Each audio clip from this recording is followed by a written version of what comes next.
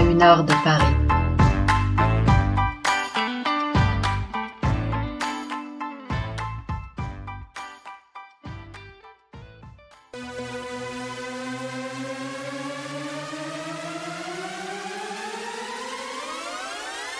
Quand j'avais 20 ans, j'avais honte lorsque je n'avais rien de prévu de spécial un samedi soir. Alors je m'efforçais de trouver quelqu'un pour au moins boire une bière, même si je n'aimais pas le goût de la bière et que ça file du bide. Et même si ce n'était que jusqu'à 20h, tellement la soirée était ennuyeuse.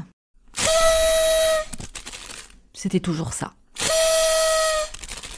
Et oui, les seules personnes encore disponibles un samedi soir, ou plutôt les seules qui l'avouent, sont généralement d'un chiant. Vous vous souvenez du jeu des gâteaux ? Des gâteaux personnes ? Bah là, c'est le genre BN. Personne en fait des folies des BN. On les achète toujours parce qu'il y a de grosses promos dessus. Et on fait des promos sur quel type de produits ? Eh bah sur ceux qui se vendent mal. Voilà. Donc si tu t'organises pas à l'avance, tu sors avec des gens qui sont en promotion. Tu te trimbales des produits en bas de rayon. Est-ce qu'à ton avis, on rigole avec des produits discount ? Ou alors j'acceptais une fête désastreuse. Avec, vous savez, ce genre de personnes superficielles et puantes à l'humour vachard. Pire que le mien, hein. Méchant, vraiment méchant. Ces gens dont on ne comprend pas très bien leur présence dans notre existence.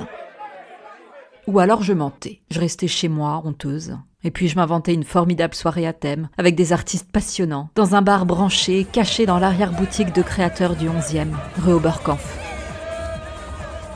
Oui, dans le mensonge, plus il y a de détails, plus c'est crédible. Et j'ai toujours eu une imagination très fertile. Sans mensonge, quand j'y songe, la vie serait carrément triste.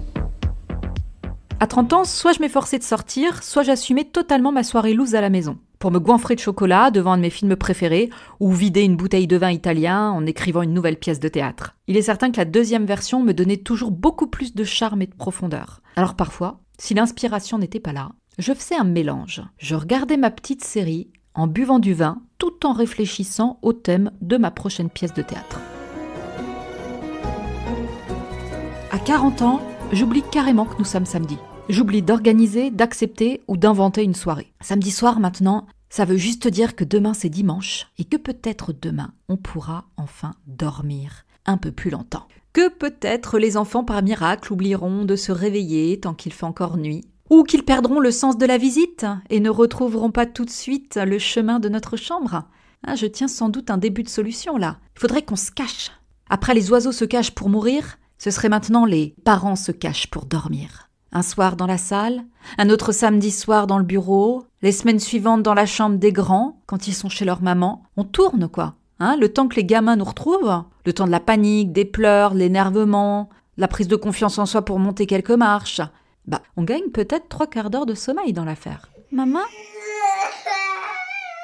Maman ? Papa ? Papa ? Maman ? Papa ? Y'a quelqu'un ?